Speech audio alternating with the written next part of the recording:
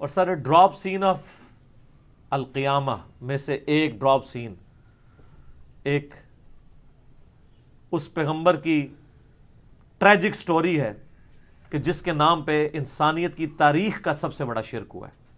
کون ہے وہ؟ عیسیٰ ابن مریم. سر بت پرستی کے اوپر اتنا شرک نہیں ہوا جتنا عیسیٰ علیہ السلام کے اوپر ہوا ہے. آج بھی بت پرست آپ بہت کھینچ تان کے کر لیں گے تو 90-95 کروڑ نکلیں گے، لیکن 2.25 ارب عیسائی جو اپنے آپ کو ایک آسمانی ریلیجن سے منسوب کر رہے ہیں، جیزس کرائسٹ کے ساتھ منسوب کر رہے ہیں، اس شخصیت کے ساتھ جس کو قرآن بھی کہتا ہے وجیہن فی الدنیا والآخرہ، کہ جو دنیا اور آخرت میں اللہ کے حضور وجاہت والے ہیں اور مقربین میں ہیں، جن کو اللہ تعالیٰ قرآن میں جگہ جگہ ان کی تعریف 25 دفعہ نام جن کا آیا ہے، جگہ جگہ تعریف آئی ہے کہ وہ اللہ کے اذن سے مردوں کو زندہ کرتے تھے، مادرزاد کوڑی اور جزام کے اور اس طرح کے جو مریض تھے ان کو شفا دیتے تھے اللہ کے اذن سے، اندھوں کو آنکھیں دے دیتے تھے اللہ کے اذن سے، مٹی کی مورت میں پھونک مارتے تھے وہ پرندہ بن جاتی تھی اللہ کے اذن سے، اور بغیر باپ کے اللہ نے پیدا کیا اور روح اللہ کہہ دیا، اللہ کی روح، اور کیا کیا تعریفی کلمات آئے ہیں، یہاں تک کہ ان پہ شرک کا الزام لگا. اللہ نے عیسائیوں کو جواب دیتے ہوئے حضرت عیسیٰ کی طرف سے صفائی پیش کی. لقد کفر الذین قالوا ان اللہ هو المسیح ابن مریم. وہ لوگ کفر کر رہے ہیں جو یہ کہہ رہے ہیں کہ عیسیٰ ابن مریم ہی اللہ ہے. وقال المسیح، جبکہ مسیح تو یہ کہا کرتے تھے یا بنی اسرائیل، اے اولاد یعقوب، اعبدوا اللہ ربی و ربکم، اسی رب کی عبادت کرو جو میرا بھی رب ہے تمہارا بھی رب ہے.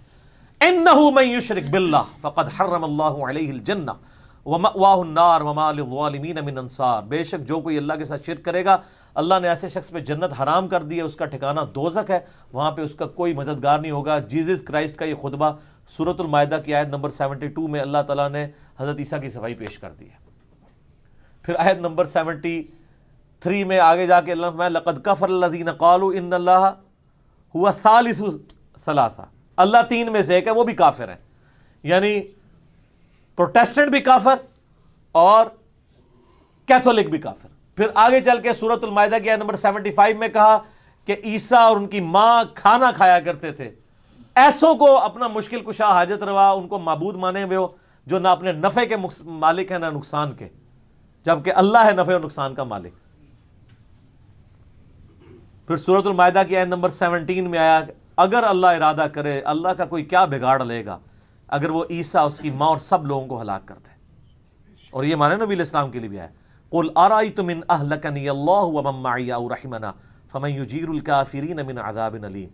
سورۃ الملک. اے نبی تم فرماؤ اگر اللہ مجھے اور میرے صحابہ کو ہلاک کر دے تو ہم اس کے اوپر تو کوئی اختیار نہیں رکھتے، تو کافروں کو کون اللہ کے عذاب سے بچا سکتا ہے؟ تو یہ تو خود ڈرا کرتے تھے. ہاں نبی علیہ السلام کو اللہ نے گارنٹی دی، وہ حدیث شفاعت میں آتا ہے، قرآن میں بھی اشارتاً اس کا ذکر موجود ہے، اللہ نے امن دیا ہے قیامت والے دن. لیکن نبی علیہ السلام نے کبھی اس پہ فخر نہیں کیا، ہمیشہ عاجزی کا اظہار کیا. تو وہ جو حضرت عیسیٰ علیہ السلام کا ڈراپ سین ہے نا سر، یہ چونکہ انبیاء کے حساب کا ذکر ہو، یہ سوال ہمارے پاس آئے اور ہم سورۃ المائدہ کے آخری رکوع کو ڈسکس نہ کریں، قیامت والے دن اللہ تعالیٰ نے فرمایا کہ قیامت والے دن کیا ہوگا. وَإِذْ قَالَ اللَّهُ يَا عِيسَى ابْنَ مَرْيَمَ، اللہ فرمائے گا اے عیسیٰ ابن مریم. اچھا یہ ماضی کے سیغوں سے یہ واقعہ بیان ہو رہا ہے، حالانکہ ادھر مستقبل کا سیغہ ہونا چاہیے، لیکن میں ترجمہ کر رہا ہوں مستقبل کا. یہ عربی کا ٹیسٹ وہ لوگ فیل کر سکتے ہیں جو عربی کی زبان کو جانتے ہیں.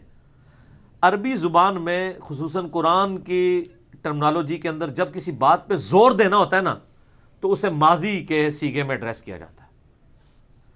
ماضی تو ڈیفینیٹ ہوتا ہے نا، یعنی اگر میں کہوں کہ ذوالفقار علی بھٹو پاکستان کے پرائم منسٹر تھے تو یہ ڈیفینیٹ ہے، اور اگر میں کہوں کہ مولانا فضل الرحمان پرائم منسٹر تھے تو ڈیفینیٹ نہیں، پتہ نہیں بنتے ہیں نہیں بنتے.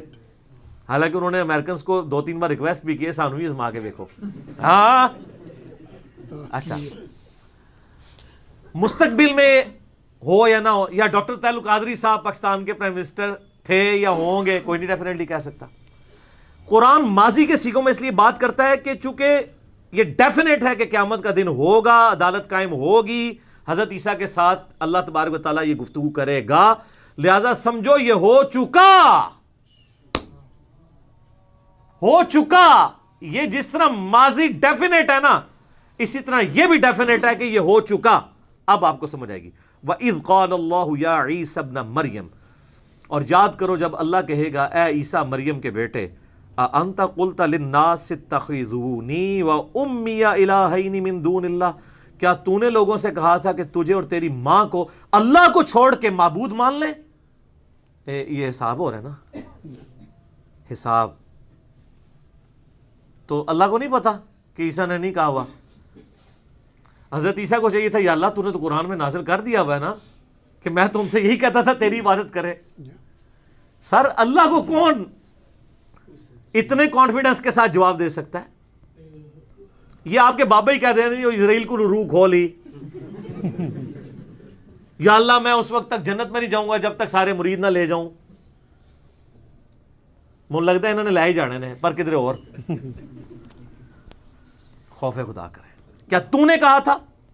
اب جو آپ دیکھیں، قال سبحانہ، کہیں گے اللہ تو پاک ہے، ما یکون لی ان اقول ما لیس لی بحق، میری کب یہ جرت ہے کہ جس چیز کا میں اہل ہی نہیں ہوں وہ کہہ دوں.